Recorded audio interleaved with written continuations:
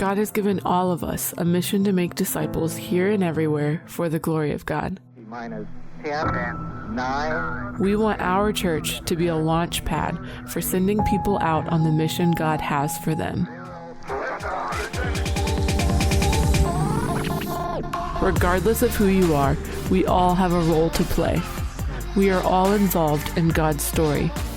We pray that the story shared through Mission Control will encourage you to see how God is calling you to be used by Him. Hi, my name is Amanda Levy, and I'm the Communications Director here at First Baptist Melbourne and the host of this podcast. Today we have Carrie Friday joining us, and I'm really excited about this. So Carrie is currently, I should have asked you this before we started recording, the Media Center Specialist at Melbourne High. I'm the Media Specialist / Teacher Librarian at Melbourne High School. Okay, and she's also a member of First Baptist Melbourne, and you also help with students. I'm kind of stealing your thunder a little bit. Yeah, so we've been working with the youth group here at First Baptist since Jason Shack became youth director the first time, which was, I don't know, like 12 years ago, 10 years ago. It was like in the 2012 time era. Yeah, because our youngest one was a tiny tot. Okay.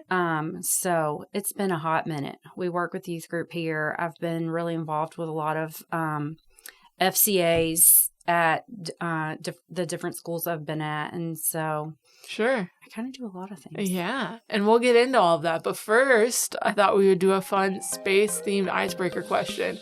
I told her I have a special one for her because her husband is like, a literal rocket scientist. And my husband would always joke with me that I needed to brush up on my space intel and that maybe I should reach out to Anthony Friday for this, and I didn't. Instead, I went to ChatGPT. So I thought we could do a fun one for Carrie, all things considered. So I'm nervous. There's no right or wrong answer here. But what is a fascinating fact that you know about space that always blows your mind? That it takes a lot of money and time and manpower to get there. Yeah. Like watching the rocket that Anthony worked on for years go up into space and thank heavens not blow up. And then it all this happened and just to know that he had been inside every single piece of this thing that went to space and around the moon and came back. Yeah. And that's crazy to me. Yeah. That's insane. Yeah. So there's so much more than anybody could ever fathom that goes into it for 60 seconds of glory. I mean, it was more than 60 seconds. I mean, it was. It was 40-something days, I think. It was many days. Anthony, don't grade our paper here. It was a long while. We love you and support you, no matter what button you press. Well, as much fun as it is talking about outer space, that we talk about your space. So where does God currently have you on mission in life? So currently, I am the media specialist, a.k.a. the school librarian at Melbourne High School. Media specialists feel so modern. It does. Some people are very particular about what you call them in this role. And I'm like, I don't care what you call me as long as you have a good time and you're not rude to me. Everything's going to be great. Yeah. I've been in the Brevard public school system for 15 years now? 14 or 15 years. How long has that been? As long as you've lived here? Almost as long as we lived here. I taught for a little bit in Alabama while Anthony was doing grad school. Okay. And then when we moved here, it was a very adult weekend. We put an offer on a house on Sunday. We flew home. Monday, I found out I was pregnant with Anthony, and I was like, this is a lot of grown-up things to happen at one time. And Ansley's your oldest, right? Ansley's my oldest. Okay. She is 16 and a half. Nice. We don't really do halves anymore, but hey, it matters. Yeah. And so when we moved here, I was 2 months pregnant with her, I think. Okay. And so I stayed home with her for a little bit and actually was working with the school system as a community coach, coaching cheerleading. Okay. And then that's sort of how I got my foot in the door of the school system. And then I started with middle school cheerleaders at Central. And then Heritage High School was opening, and I got their varsity coach position. And then part of the way through the school year, the principal called me and said, listen, we have an opening. And I feel like if you can handle these cheerleader parents, you can handle anything. So I'm going to need you to adjust your plans and come work here. And so we prayed about it. We talked about it. And so I went back to teaching. So I stayed home with Ansley for like 2 years. And then I've been in the school system since then. So I've worked at Heritage. I taught there for 4 years. I taught at Titusville High, which is a whole story, for 2 years. And then I was at Southwest for 8. And then I just finished my first year at Mel High, which was so fun because I literally prayed for that job for 10 years. Was the green coincidence? Yes. No. No. Oh, Planned. it was planned. This Okay. is Mel High Green. Yes. Oh, it was planned. I figured. For sure. Very nice. Oh, sorry. I was voted most school spirit of all the faculty this year. Wow. I mean, I feel like that's fitting for a cheerleader coach. Most spirit. That's great. I also won it almost every single year that I was in school growing up. So I mean, it's consistent. I'm part of the team. On. Like, yes. yeah. Okay. So what do you do as a media center specialist? So I do all kinds of things. And honestly, over the last 8 years of doing this, it's looked a lot different every year. And what I'm doing at Mel High is a little different than what I thought I was going to look like at Mel High, Sure. which was different than what I was doing at Southwest. But essentially, my job is that I support the teachers. So I bring in classes, I help them with activities or lessons or hands-on thing, anything that like they feel like is a little out of their comfort zone. Mm-hmm. That's what I do, which Okay. is also out of my comfort zone, but I kind of really love that. So it keeps things interesting. But then also I manage all the books.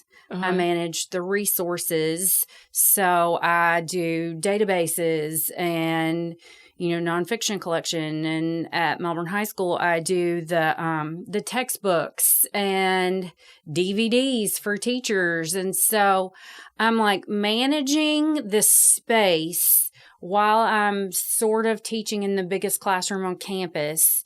But then also I am doing whatever it is that the kids need to be successful. And so at one school that I was working at that was really like high need and low income, those kids need something totally different than like at Mel High. We have this, we have a lot of really strong academic programs where these kids are doing, the IB program or AP or, college courses and dual enrollment and career programs, and their brains are maxed out while they're in class.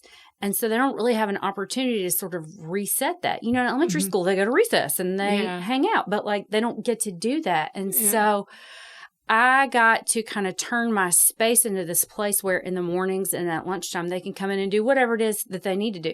Maybe they need to print some papers for their next class, or maybe they need to study, or maybe they need help finding something, or maybe they need to have an epic Uno battle at lunch. Like, go for it. Whatever you need, this is what I have for you. And so that's really fun because Mel High has, give or take, over 2,200 students.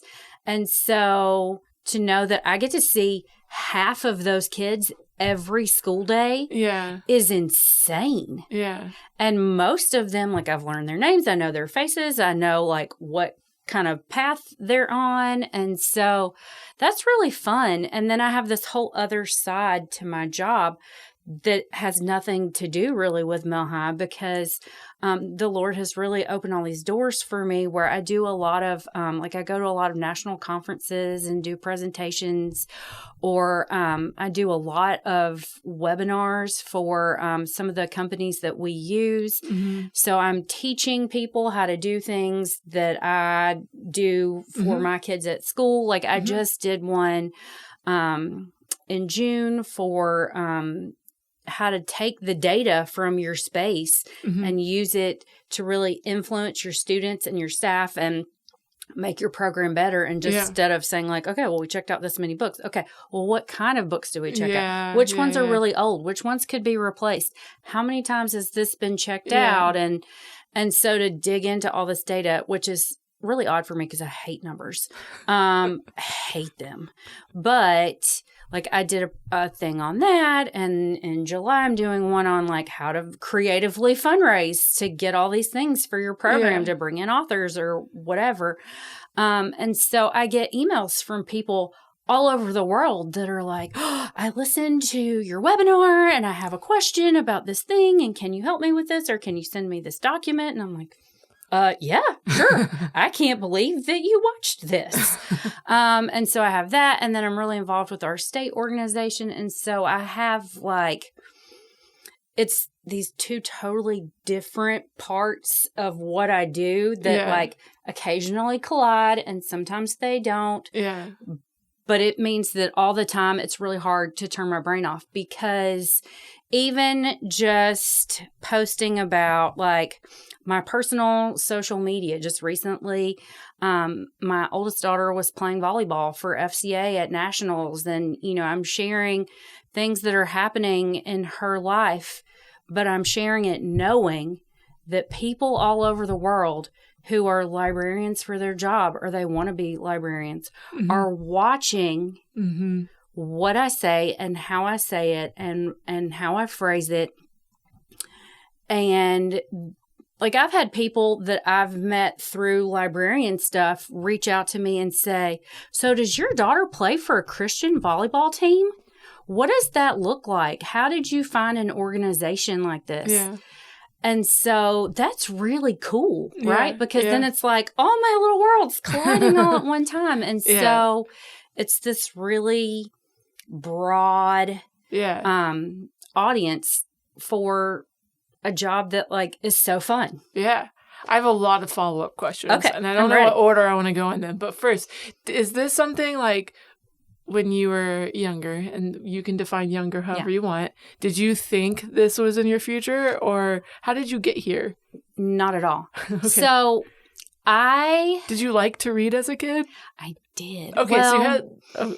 in like second or third grade, I stumbled upon this book series. I think my parents had gotten my older sister a set of books, like a starter set, and me a starter set for Christmas. And my sister was not about that. And she got the Babysitter Club books. And I got the Babysitter Club Little Sister books. And I fell in love with this little girl named Karen, and I would dress like her because of her picture on the cover, and I would just tear through these books. And my dad would take me every week, and he's like, listen, we can only get 2 this week, like you've got to make them last. And then next week we'll come back.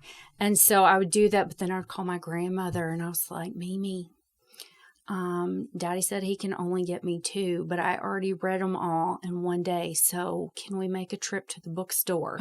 And so like that really started it. And the whole rest of my life, I was a reader. But when I was in high school, I had no idea what I wanted to do. Like I knew what I liked and what I was kind of good at, but I did not want to be a teacher. I wanted to be anything except a teacher. I was uninterested. A lot of people, I grew up in a kind of small town in Alabama, and there was a college close by that has a really strong education program, and everybody sort of like graduated, and then they went there to be a teacher, and then they came back to the school we grew up in, and they taught, and like, I don't know. I just wanted to do something different. Like it wasn't anything against teaching. That was not for me. Yeah. So I went to Auburn undecided for 2 years. I was just taking classes like, this sounds cool. Let's do that. And actually one summer my dad sat me down and he was like, listen, I love you.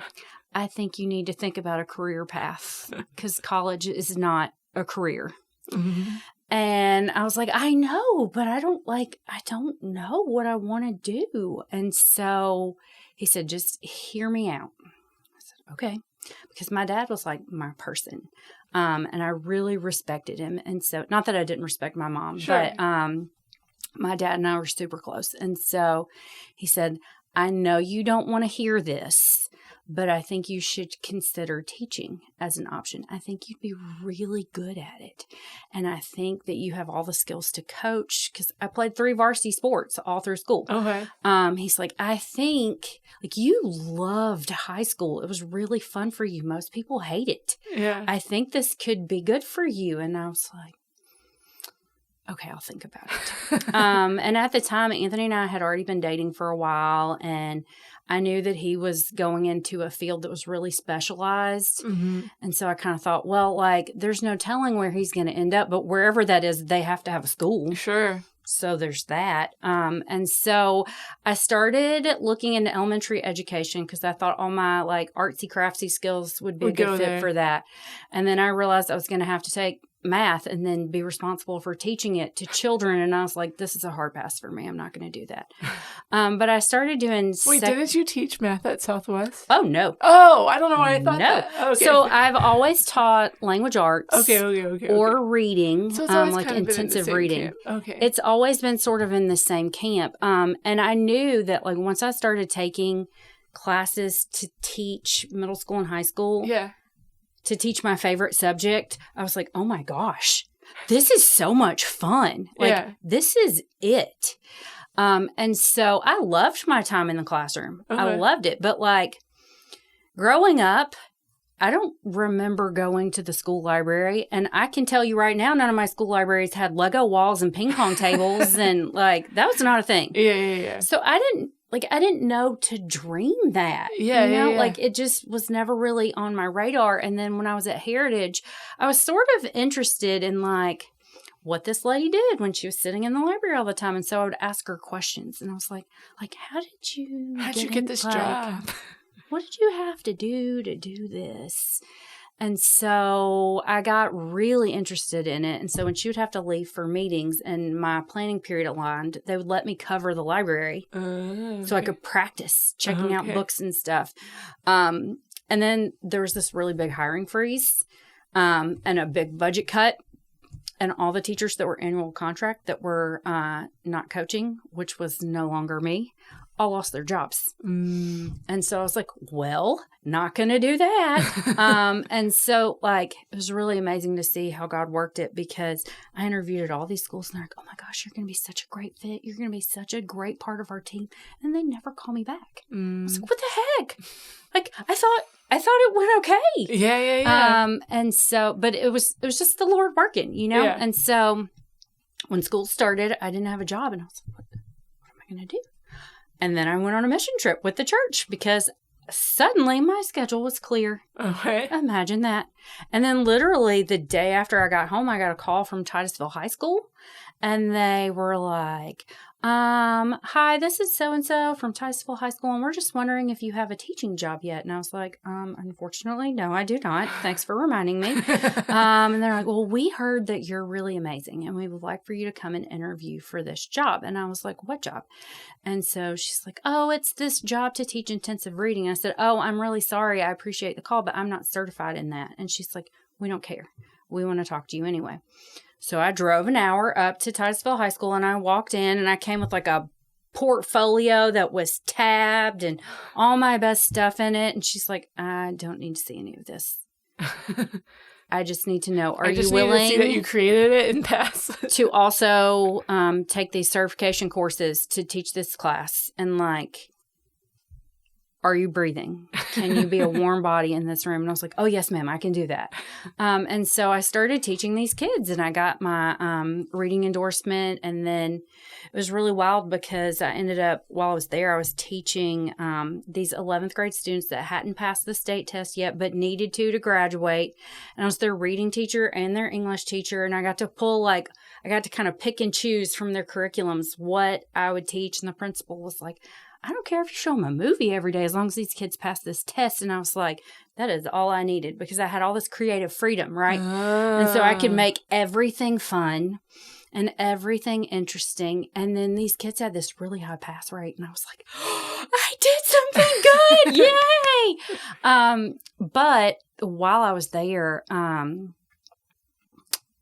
our family, we had a lot of things going on. My dad was sick, and my husband had lost his job, and like there was this whole like burdened side of me that I just like, I would show up and put on plaster on my smile and I'm like, I'm here, let's go. Like we've got work to do. But I was really burdened and worried. And the administrators there were 2 assistant principals and a principal that just like, they decided from the moment I set foot on that campus that they were going to be my champions. That's and awesome. They were going to make me realize that I was good at this and that I had the opportunity to make a huge impact for kids. And like, they cared about my personal life as much as they cared about what I was doing in the classroom. And like, my principal would come and he would just sit down in my classroom and he would just watch. And I'm like, do you need anything? He's like, no, I just want to see what you're doing with these kids. And they were praying alongside me for all these things. And Dan Diesel, who's not teaching anymore, but he does a lot of stuff in Titusville. He would drive me around during my planning period on the golf cart every day. And he would just share scripture with me and like what the Lord had put on his heart. And like, we were just praying for all this stuff. And then when there was an update, I would just like run to him. And I was like, you guys, guess what the Lord did? And I never realized that a workplace could be like that, you know, especially like a public school. A public school, yeah. Right? And so that was so impactful. And then I thought that we were going to move to Georgia, but the Lord was like, joke's on you. We're not.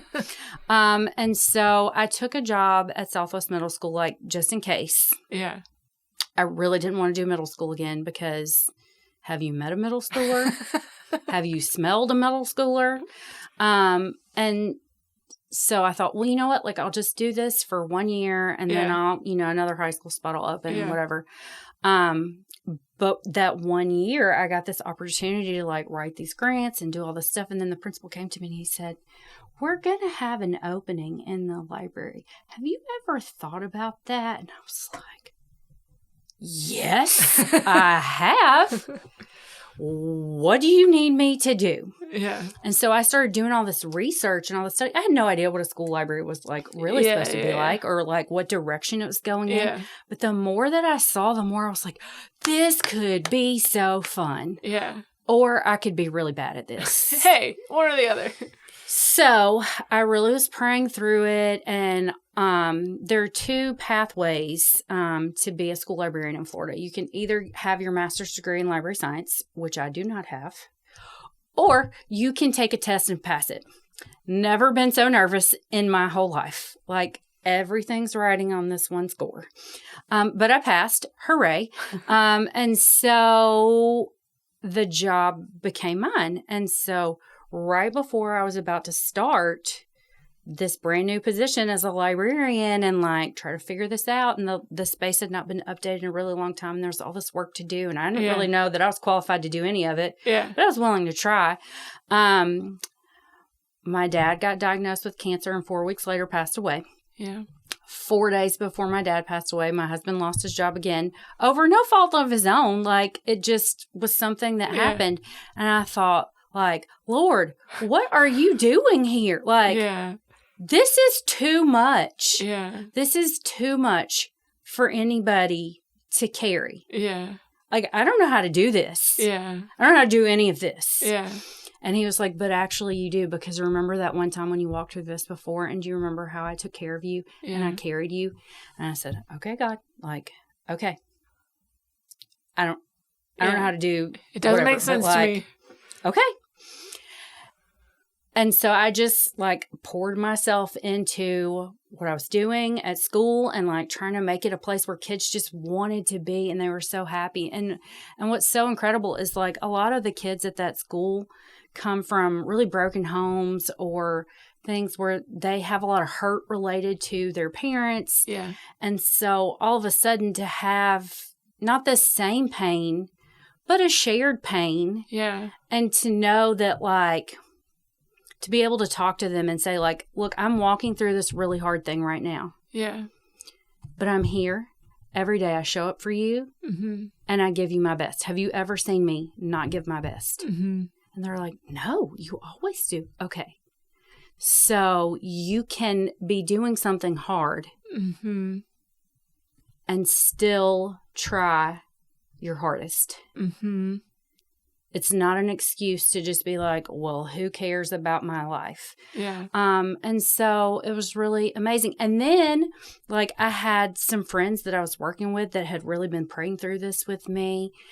And the day that Anthony got hired at NASA, like, I had this friend who was losing his mom at the same time. Like, we were walking through this together. Yeah. And his classes were with me that day. And we had just been like hardcore praying that, you know, the Lord would do something and he would show up in a mighty way to remind us that, like, we weren't forgotten. Yeah. Right. And so I got this call from my husband and I was like, oh no, like, what bad thing has happened now? Yeah. And he was like, oh my gosh, you are never going to believe this. Like, I just got a call from NASA. The dream. And I have a job. And so, like, I'm just screaming and jumping and crying in the library. And he's screaming and jumping and crying in the library. This friend of mine. And the kids are like, what is happening? And I was like, my husband is going to be a rocket scientist. The Lord has answered my prayers. And they were just like, cool. Okay, but, like, do you need me to turn this in? Do we get points for this? I'm like, I can't even with you right now. Middle schoolers. Right? And so, like, I think back on it now and I'm like, how cool was that? That, like, the Lord had me right where I needed to be. Yeah. To influence kids, to let them see me be a person. Yeah.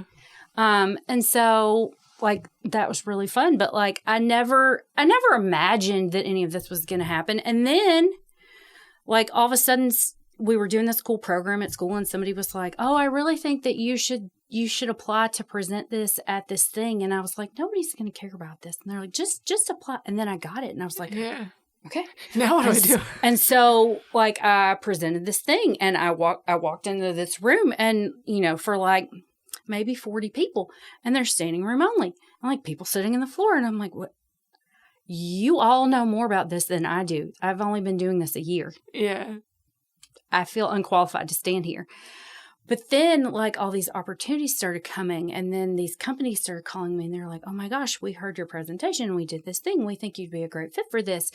And then this company was like, hey, I'd really like for you to, there are these 2 big national conferences coming up and we want you to design like 2 options of presentations and submit both to both. And then whichever one you get, if you get one of them, then we'll pay all your fees. We'll do all the things. And so I was like, okay. So I kind of put together these things and they kind of looked over it and we submitted it thinking like maybe I would get one. Yeah. I got both.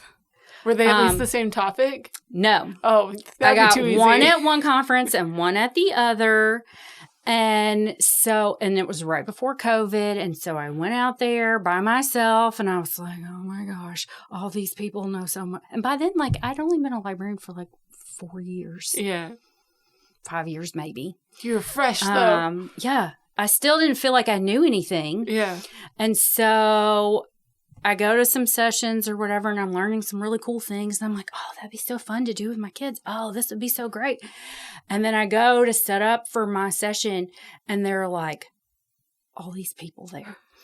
And they gave me a fairly big size room, like 80 people. There were 80 chairs in there. Yeah. Every single one of them had people in it. People were sitting in people's laps. People were sitting on the tables up front. People were lined all down the walkway. And my friend from Florida was there and sent me a picture of the outside of my room. And it was people lined up all down the hallway listening because you could hear my mic outside. And I was like, what is this? And so I was like, I feel unqualified to stand here, but I'm going to tell you about these cool things my kids did and how they like to read books. And I'm sorry if you think this was a waste of your time.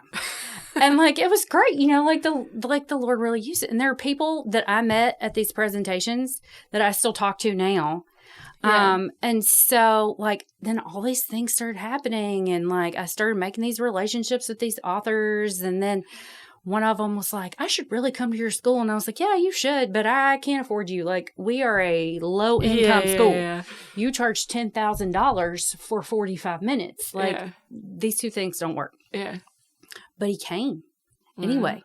And like, we shut down the whole school. Yeah. And this Newbery Award-winning author was at this low-income, high-need school just because we became friends. Yeah. You know? And so, like, these kids still send me messages now, like, through social media. They're like, do you remember that time when he came to our school? Yeah. And he did this thing? And, like, and I'll tell them, I did. Yeah. I remember it vividly because I thought, oh my gosh, how am I going to pull this off? Yeah. And so like all these just different things started happening. And now it's like, it's just so weird, right? Yeah, like every time an opportunity comes up, I'm like, dear Lord, this is not in my skill set. And he's like, this is exactly why I've given it to you. Yeah. Because the few times where I'm like, you know what? I'm actually kind of cool. Like, I think I can do this. And I start to do something. It always blows up in my face. Like, when I'm trying to do something on my own, I'm like, let me show you how cool I am. And I can do this. And the Lord's like, no. Yeah. You only have all these things, these opportunities, because I've handed them to you for a purpose. Yeah. And part of that purpose is to remind you that you can't do any of this without me. I'm like, oh, yeah. Okay, I remember. Okay. All right. Gotcha. Yeah. I think that's awesome. I think it's also awesome to hear just a story of God giving you something that you have so much joy in, that you seem to have a lot of fun in. So I guess a question. I think there's a lot of questions in people's mind, probably even as they're listening to this. The public school system feels like this scary domain where it's just darkness. Who's being a light in the campus? How could you speak into that? And what are ways that God has provided for you to be a light on campus? So the public school system is a whole situation these days from a lot of perspectives, right? Because a lot of people are really fearful to put their kids in public schools, right? Sure. Like, they're not sure if they're going to get a good education. They're not sure about the opportunities that are available. Sure. They're not sure about all the other people that are parenting or not parenting their kids. They're, you know, they hear all these things on the news about teachers and whatever's happening. And then on the flip side of that, as the school employee, like, all these people make all these assumptions about you, and they say all these things, and particularly in the land of the library and books. And so it's this really like weird thing where you're like, you know what? I love what I do, and I love these kids, and I'm just going to love these kids, and whatever comes. And so, like, God has really given me a lot of opportunities. Like, I loved being in the classroom, and it was so much fun. But then when I had the opportunity to impact the entire school, I was like, you know what? Like, I had this really amazing teacher growing up who made everything fun. Even on days where we were taking tests, which were not fun, she would like walk over us and say all these things, and like everything was funny. Everything was a joke. Like, everything was, let's see how we can put some creativity into this. Kids who hated school loved her class. And so I wanted these kids to know that there could be joy in learning. So while I was in the middle school library, my whole like really area of expertise and what I would do is I would take whatever you're learning in your classroom. You're going to tell me what you're teaching them. You're going to bring your kids to me, and I'm going to take that and I'm going to make it fun. So like, we did a lesson on rocket propulsion with algebra and geometry classes. I don't know algebra and geometry. I could not do that. We've if my life she hates numbers. Depended on it. I would have to phone a friend and call my husband and be like, please, sir, can you help me with this? But I know how to make things exciting. Yeah. I know how to make something feel like an event. So we put out plastic space tablecloths and inflatable astronauts and wore our NASA swag. And I talked about the rocket things, which I had my husband teach me ahead of time. And then my friend talked about the math part of it. And then like, bam, we put it together. And these kids had like an unbelievable experience. Or like, I'm teaching these kids how to use Minecraft to build battle scenes from their history class. I don't know how to Minecraft. I know enough to give them instructions. And then I said, you know what? You pretend like I don't know how to do this. You teach me. And who's going to be the class expert? You. Here's your leadership opportunity, friend. You are going to be the expert. When somebody's stuck, you're going to help them. Yeah. And now all of a sudden, like, these kids are like, oh, wait, yeah, I can do that. I do know how to do this. And so that was really fun. And so I got to help these kids see that, like, number one, the library is not a scary place. Mm-hmm. Number two, there are books that actually are really interesting. Number three, there are things in my skill set that I didn't know I had. I can consider careers and opportunities that I didn't know existed. Yeah. And so I got to be the person that let them love learning. Mm-hmm. I got to be a place where nobody was going to yell at them. Mm-hmm. I got to be the person that believed in them and would fight for them.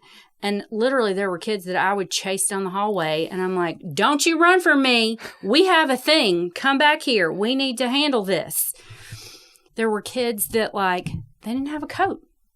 Yeah. I can buy you a coat. Yeah. I can make sure you're warm.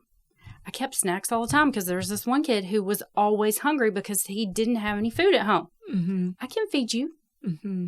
You know, and so to be able to do that, like, that is really impactful. And then because my job is so much fun and it's so different every day, and I'm always posting on my social media, I'm like, you guys, you wish your job was as cool as mine. This is what we did today. Yeah. And then the next day I'm like, you guys, you wish your job was as cool as mine because this is what we did today. Yeah. And so people started seeing, like, oh, okay, this is not as bad as I thought it would be. Yeah. Or even, like, there were some things that weren't great, but, like, people would say, okay, you go see Mrs. Friday. Yeah. And now I'm at Mel High, and it's a whole different environment. Sure. But now I'm, like, reading these kids' college essays, and I'm like, okay, where did we apply for? I need to know what's going on my prayer list, and, like, which dates do which things come out, and what do you need help with, and kids still come in looking for snacks, and kids come in and they're like, I need a book. And I'm like, oh, I got you. I got you. Or, you know, like, a lot of it is they just need information and they don't know where to find it. So they just come to me and I'm like, I don't actually know, but hold on, I'm going to call somebody. Yeah. And so I get the answer for them, or I'll send them, like, I don't know if you saw this, so tell your kiddo that they need to sign up for this. Or there's this meeting on this date. And you should know that, like, that's probably the one you should go to. Yeah. And so now I get to be this person where, like, everybody sends their kids to me. Yeah. When they need something. Yeah. And so it's like being the mom of campus. Yeah, you know? yeah. But, like, also the really fun mom that has Uno and ping pong and all these great things. And a Lego things. wall. Don't forget the Lego wall. I do. I have a Lego wall. Thank you, Bill and Linda Floyd. Yeah. And so these kids that would never come in the library before come in every single day. And these kids that just come in to, like, they're just coming to eat lunch because I have air conditioning and a table. Yeah. And now, like, they're having all these conversations with me. And then, like, if we have to close for testing, they're, like, genuinely crushed that the library is closed. And I have to stand outside and be like, you know, the bouncer of the library. And these kids, Dr. Kirk will stand beside me and we'll watch these kids come up and their whole faces will just drop because they're so sad that they don't get to come in the library for lunch. And I'm like, you know, I feel like this is a win. I mean, this is not a win that we have to close, but that you this is enjoy something, it. right? Yeah. And so some days I start thinking, you know, I kind of feel like I'm not really doing anything that matters anymore. Like, I feel like a glorified babysitter, right? Like, I'm just the lady that has all the fun things. Mm-hmm. And then somebody will come on the backside of that and they're like, did you know that my son talks about you every day? Mm-hmm. Did you know that my daughter has never had anywhere where she felt comfortable being? And now she's in your library every day. And she comes home and tells us every single thing that you say. That may not change their lives, but what if it does? Yeah. You know, and, like, if these kids are really watching me that much, then that means that I've really got to be on it. Mm-hmm. So I start every single day. Like I get up, I get dressed, I make sure my kids are awake and they're doing what they need to do. And then I come downstairs and for 20 or 30 minutes, I'm doing my quiet time and I have this prayer journal that I'm writing things down in, and I'm just praying for all these different things and all these people that I work with and these specific kids that I know are really struggling with something or, you know, family situations or like whatever. But every day I start that way because if I don't, I cannot be who these kids need me to be. Mm-hmm. And like, silly things, like I have this hot pink Stanley cup that I keep on my desk, and like you would not believe how many kids who have never talked to me before will come up and talk to me because about of this your cup. Stanley cup. They're all the rage right now. Listen, my daughter, like my oldest daughter, has no idea how much impact she has on my mission field because she keeps me in the know of like what these kids care about. And like, bless her, she's always doing all this grunt work. And like, I'm like, Ansley, I need you to clean this up. Ansley, I need you to go put this over there. Ansley, can you help me with this? And she's like, yes, ma'am. Yes, ma'am. Yes, ma'am. And like, she just does. But then like, I watch and her friends come in there every single day and they sit down around this table and they're talking about their thing, you know, what's big in their lives. And I can come around and I can say, listen, I know it feels this way, but in 10 years, this is not going to matter. Mm-hmm. I know you think this right now and you're really angry at this teacher because you got a B+ instead of an A. However, what if this is the thing that's the lesson that you learned to work harder, or that you don't have to be perfect all the time? You know, and so I have this opportunity because she's in there all the time. She brings her people with me and then with her, and then I can pour into them, right? Yeah. And I have this tremendous blessing that I get to spend every single school day with my daughter. Yeah. And in the mornings, I get to talk to her in the car about what's going to happen that day and what's going on. And then at lunchtime, I'm like, by the way, did you know that this is going on? And by the way, and oh, what happened in this class today? You want me to go talk to him? Because I can. And then, you know, like a recap on the way home. And I get to be such a big part of her life. Yeah. But like, it's this really cool thing because I'm her mom. Yeah. But I'm her really cool librarian. Yeah. But I'm her mom. Mm-hmm. And so, like, that is the greatest gift of my job, is that I get to be with my own kid. And, like, I have friends all the time that come to me and they're like, we're thinking about sending our kid to Mel High. And, like, we have questions. And I'm like, great, lay them on me. Yeah. Let me see what I can tell you. And so they'll start asking me about different things. And I'm like, oh, okay. So this person is so great at teaching this thing. And like, there are some things that, you know, this might happen, but also there's this, and look at all these opportunities. And like, I have my own kid there. Yeah. And we've always been a really firm believers that there's a fine line between preparation and protection. Right. And so, and that looks different for every family. Sure. It looks very different. But it's this line of how can I make sure that my kid is as well cared for and poured into and deeply rooted as possible, while also being able to know how to handle these situations or this kind of thing.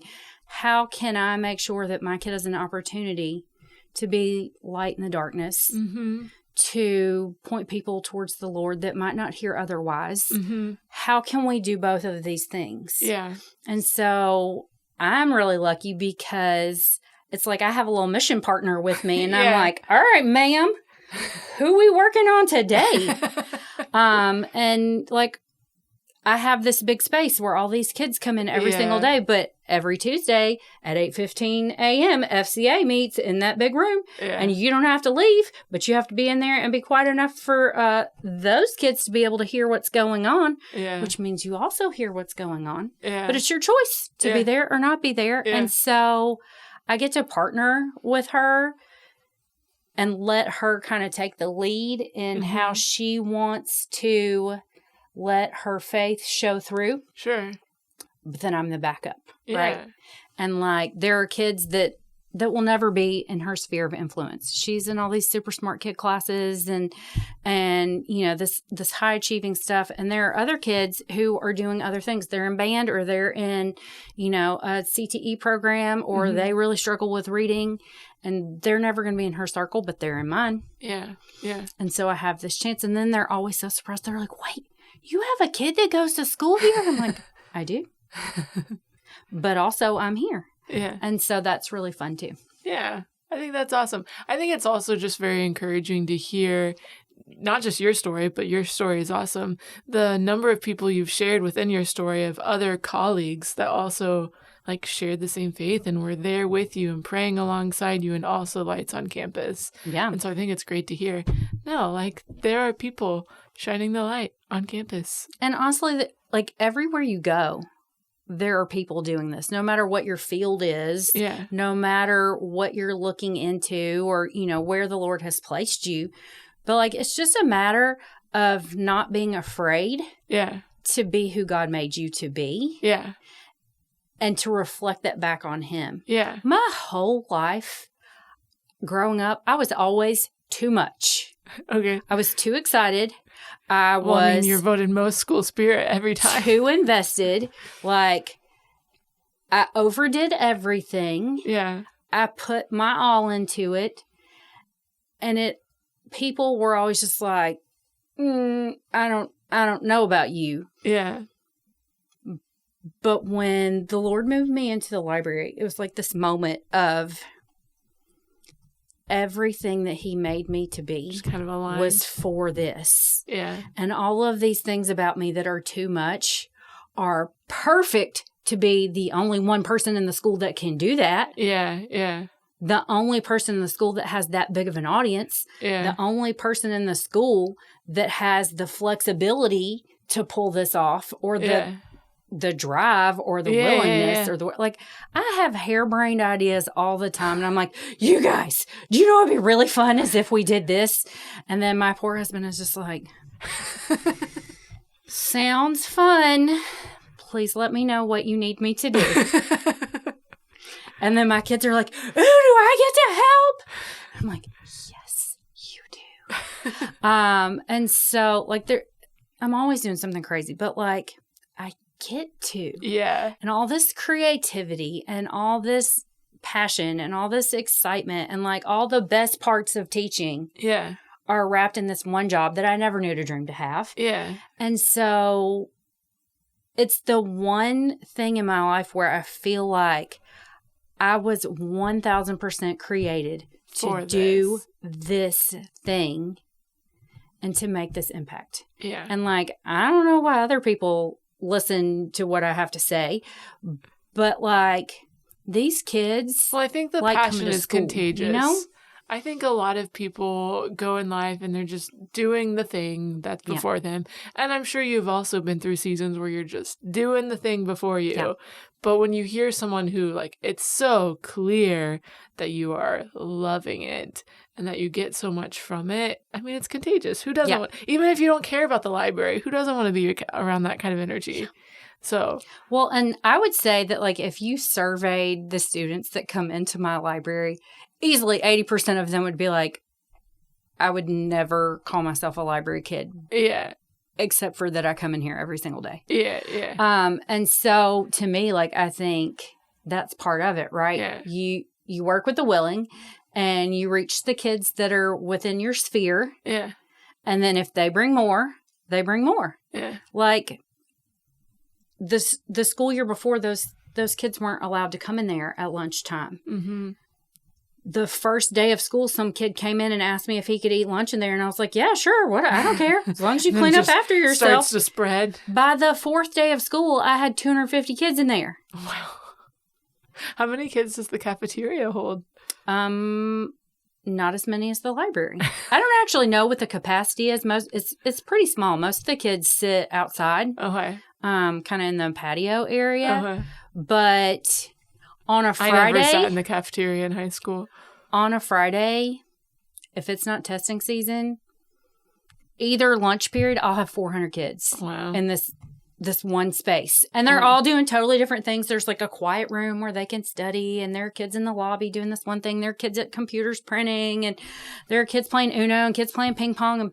And like, I set up a bracelet making station in the fall, and I was like, bracelet making, Taylor's version, like just to see if the kids, just to give them something to do. And in 3 weeks, we went through 500,000 clay beads. Oh, and my sweet husband was like, I have a follow-up question. Why do all these beads keep showing up on our porch? And I was like, well, it's just faster if I order them through Amazon myself than if I go through the school. And he's like, I'm like, you are serving your community, sir. We are investing in America's future, and they need to make bracelets. And he's just like, okay. Which I think says a lot about him, that he's just like, you know what? Like, I don't always see the vision, but I trust that, like, you're doing what the Lord has put on your path. So go for it. Yeah. Maybe just use the points this time instead of the money, or, you know, whatever. But it's so fun. And there have been seasons where, like, towards the end of my time at Southwest, I started to get kind of bored. Yeah. And I would mention, like, I can keep doing the same things, but it's the same thing. Yeah. And I don't really feel challenged anymore. And so I was really praying about, like, okay, what's next for me? Because obviously something is. Like, you're stirring my heart. Yeah. And I really had just, like, for years and years and years, I had been hoping for high school a spot would open at Mel High, or the right school. But just in general, like, you'd spoken early about your desire for high school. I had been praying that the right spot at the right school would open, and hopefully it would be just Mel like High. Whispering Mel High into that. Yes. And so I'd been praying and praying, and then there was going to be this one spot at West Shore, and so I emailed the principal, like, I just want you to know, and he was like, I really appreciate that. You're every principal's dream. However, and I was like, all right, Lord, fine. Okay. We're still praying. And so then, things got really difficult at my school that I was at. And I mean, it was a bad season for the school. We were having a lot of discipline issues. A lot of teachers were quitting. A lot of things were happening. A colleague had died, and I had taken over her classes. I remember that. Yeah. Yeah. So both. She passed away unexpectedly in her sleep at 32 years old. And all of her kids all of a sudden didn't have a teacher, including my own child, who didn't have a teacher. And she was an incredible teacher. And I was like, you know what? I can take them for a little while until we find somebody. Well, then we never found somebody. So I was running the library, and I was teaching 6 classes at the same time. And you said you were looking for a challenge. It's not that kind of challenge. I was not looking for that challenge. But, like, those kids needed me. Yeah. And so I did what needed to be done, you know, and like, not on my own. Yeah. Nobody can walk through that. Sure. Doing 2 jobs at one time. Sure. In a very difficult situation by themselves. Yeah. Like, that was 100% the Lord's strength. Yeah. But, things they were just really bad. And, all of a sudden, out of nowhere, a spot was opening at another school, another high school, a big high school, for the library. And I thought, you know, like, I cannot do this anymore. Yeah. Like, I can't. Like, my hair is falling out. I'm clenching my teeth in my sleep. Like, maybe I can go do this for a little while, and then eventually maybe, you know, Mel High will open up, and then I'll go do that. And so I put in my application, and I had, the night before my interview, like, I was up sick in my stomach the whole night long. Mm. And I felt so anxious, and I was like, what is this? Like, I know how to do this job. Yeah. And so I drove to the school, I pulled in the parking lot, and I just felt so uneasy. And I was like, okay. And I walked into the principal's office, and I was just kind of I walked into the front office of the school, and I was just kind of watching the kids go by, and I was like, this is not for me. Yeah. And then they called me back, and that sweet principal, she interviewed me for 2.5 hours. Oh my. And it wasn't like a test that I needed to pass. It was just like, you're in my office, so I'm going to ask you everything I can ask you while you're here. Yeah. And like take me out at class change. And then she like left me in the library and she's like, just imagine this could be your space. And like, I knew, I was like, this is not for me. And so I left and I went home and I just was so unsettled and I was just praying. I was like, God, like, I don't know what to do. Like, I don't feel like I can keep doing this, but this is not right. And I don't know what to do. And then right after I stopped praying, I got a phone call from somebody telling me that the Mel High spot was going to open. And I was like, okay, Lord, I hear you. And I felt so much peace. Sure. And instantly, like, all of my anxiety was gone. I knew exactly what I needed to do. Yeah. I felt so great about it. And I was like, it's like that VeggieTales movie, and they're like, a message from the Lord. And I was like, okay, God. Like, I could just hear the peace, like, in my head, and they're blowing the trumpet. And so, like, from then on, I was like, okay, this is what you have for me. This is when this is going to happen. This is when this is going to happen. I'm just going to keep trucking, and I'm going to show up and be exactly who you need me to be and who those kids need me to be every day until it's time to do something else. And even knowing that I could do it, I was terrified to swap schools. I was like, what if I'm not as smart as all these kids are? What if I don't, like, what if nobody wants to bring their kids to the library? What if I'm really bad at this? What if I forgot how to talk to high school kids?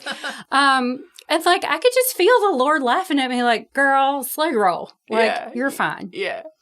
And I think that a lot of those times where I was just sort of second guessing myself and kind of being a little fearful, like, that was just the Lord's way of reminding me, like, yes, I have given you this, and yes, you are the right person for this job, and also you cannot do this without me. Yeah. And so it's one of those like yes and situations. And so, but like this year at Mel High, I was really nervous. Like, what if it's not everything I thought it was going to be? Yeah. Like, you put so much like thought and prayer into 10 this. years of prayer Yeah. for a position. It was the least stressed out I've ever been in all my years of teaching. Even though, like, I'm updating a 60-year-old library. Literally one day I had bugs crawling out of books. Like, they're so old and crusty and gross. Like, these kids, some of these kids are ridiculously smart. But I just leaned in and I'm like, okay, so I don't know what you're talking about. Can you explain this to me? Tell me about this. And I had all these great interns, and like I would just ask them questions like the whole time. And they're like, do you have anything for us to do today? And I'm like, no. But I do have a list of 20 questions. So this is what we're doing today. Sit down. When I'm done getting my answers, then you can do your homework. Yeah.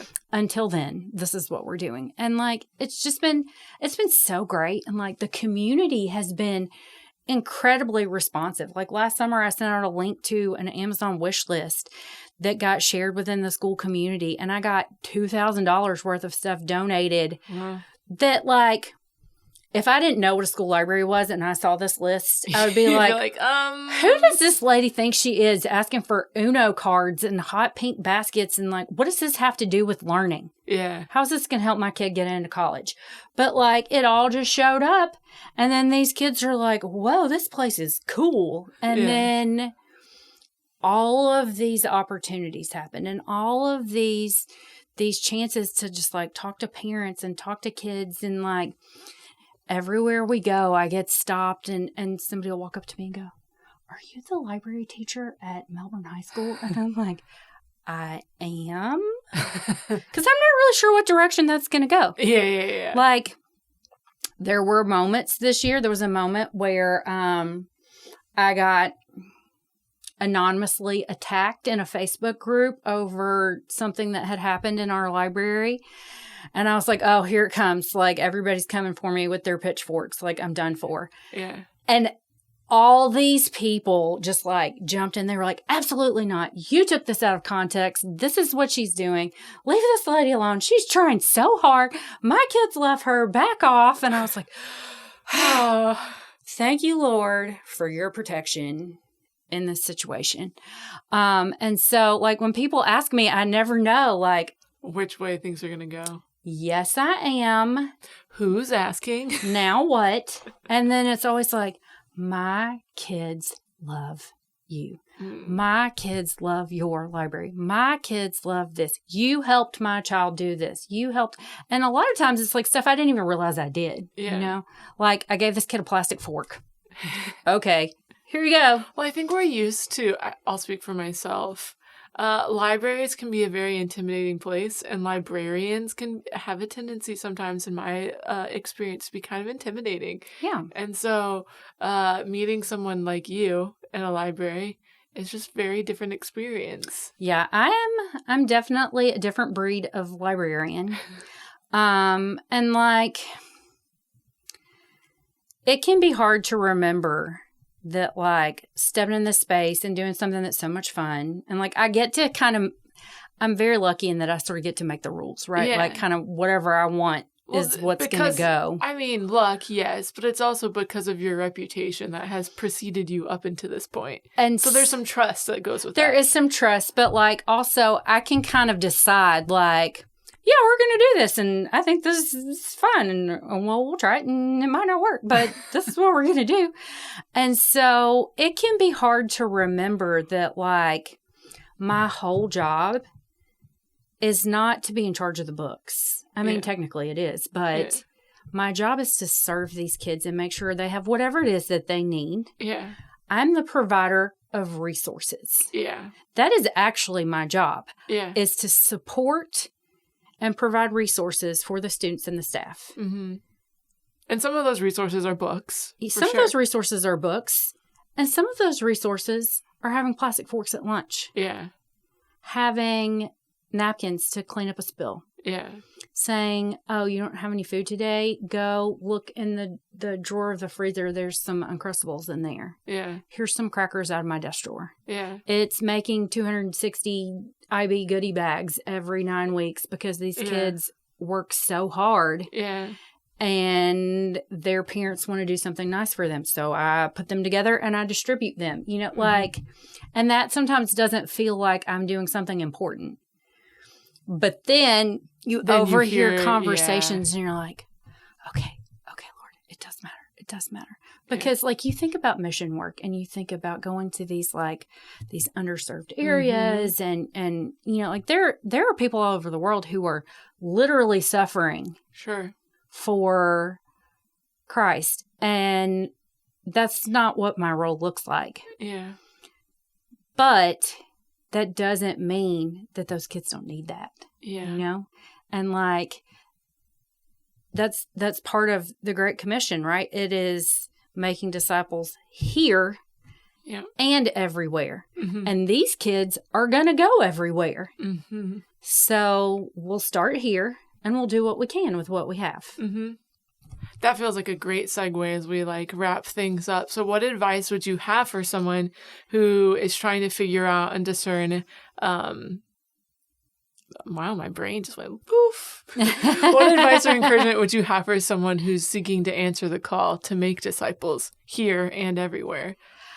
My advice would be try not to pigeonhole the Lord because it can be a whole lot of things. And we all have these totally different skills, right? That make us part of the body. Mm-hmm. And mine just happened to be that I like to buy Legos and hand them to kids and, you know, referee Uno tournaments and, you know, do rocket propulsion lessons and whatever. None of the things that I thought my life would look like are what my life looks like. Yeah. And all the things that I've kind of thought that I wanted, the Lord was like, okay, I know that that's what you think, but however, because, and like I tell my daughters all the time, the two of you have no idea how incredibly blessed you are that you have two parents that both have jobs they never knew to dream of, and they love them, and they get to serve the Lord. Like, I am on mission in one way, the same way that my husband is on mission with all these engineers and all these science people that, like, maybe are like, I don't know about this. And like, he gets to be that person. Yeah. And I get to be this person. Yeah. And the two of you get to see that firsthand. Mm-hmm. So there are no excuses for you to go pick something boring to do because the Lord has something great for you. Yeah. But like, if you're not open to it, if you're not praying about it and seeking his wisdom and the wisdom of people that you trust, like, you'll never know what's available to you. Yeah. And you won't have the wisdom to see that when something closes, you may not know why, but at least you know, like, okay, something's coming. Yeah. There's a plan. There is a reason. And some of the hardest moments in our lives have led to some of the greatest blessings that we never would have expected. We never knew were going to come. We couldn't have dreamed of it. And we've been able to use those hard things to pour into other people who are walking through equally hard things. Well, and it makes you appreciate the blessings so much more, too, after going through the hard things. Yeah, and so my advice would be the more time you spend in the Word and in prayer and, like, really just having people come around you that are praying through that with you, so that when you hear from the Lord, you can clearly know, like, okay, this is from God. And so a lot of the opportunities that have come, I have just prayed so hard, like, okay, Lord, like, if this is from you, I'm willing. Like, here I am. Yeah. Send me. Yeah. But if it's not, like, please make it abundantly clear that this is not for me. Yeah. And so I think having the wisdom to do that and then really praying through it. And, like, that doesn't mean your feelings won't get hurt. Like, there have been a lot of times where, like, and it doesn't mean you won't be scared. Yeah. I've been genuinely disappointed and let down that I didn't get something that I kind of thought I would. Yeah. And also, I've been terrified. Yeah. Terrified. And yet, that's when he's been able to use me the most because I know I can't do it on my own. Yeah. Well, that's awesome. Thanks for coming. I enjoyed You're this welcome. Conversation. It was such an honor to be here. I'm so excited. And she said she's already been on like 5 or 6 podcasts, so she is a seasoned expert here. Well, they're librarian podcasts. Well, yeah, so. But you know, I'm glad you could join us in Mission Control. I'm happy to be here. Thanks for listening to this episode of Mission Control. If you're interested in learning more about Launch 10X and the different ways to get involved in what God is doing here at First Baptist Melbourne, a great place to start would be visiting our website, launchme.church.